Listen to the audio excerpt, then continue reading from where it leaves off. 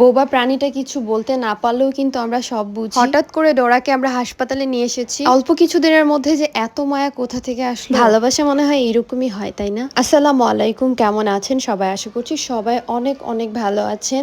তো আজকে আমরা খুব সকাল সকাল উঠছি ঘুম থেকে, আর দিনটা ছিল রবিবার। তো আমরা হচ্ছে ডোরাকে নিয়ে যাচ্ছি হাসপাতালে। আজকাল ও অনেক বেশি দুষ্টু হয়ে গেছে, অনেক বেশি চঞ্চল হয়ে গেছে। তো ওকে আমরা ভ্যাকসিন দিতে নিয়ে এসেছি। তো 2টা ভ্যাকসিন দিব আজকে, র্যাবিশ আর ফ্লু। তো প্রথমে হচ্ছে র্যাবিশটাই দিয়েছি, পরে ডাক্তার ওকে দেখে বললো র্যাবিশ দিলেই ঠিক আছে। তো আমরা পরে আর ফ্লুর জন্য ওকে দিলাম না, কারণ একদিনে 2টা সুই অনেক বেশি কষ্ট হয়ে যাবে ওর। হাসপাতালে এসে তো সে আরো অনেকগুলা সঙ্গী পেয়ে গেছে। তো আমি মনে করছিলাম তাদের সাথে খেলবে, তো সে আরো তাদেরকে দেখা খামচি শুরু করে দিছে, মারামারি শুরু করে দিছে। সে কিন্তু তাদের থেকেও বয়সে ছোট, কিন্তু দুষ্টামের মধ্যে একদম 1 নাম্বার। অন্য বিড়ালদেরকে দেখে সে আরো হিংসায় জ্বলে যাইতেছিল।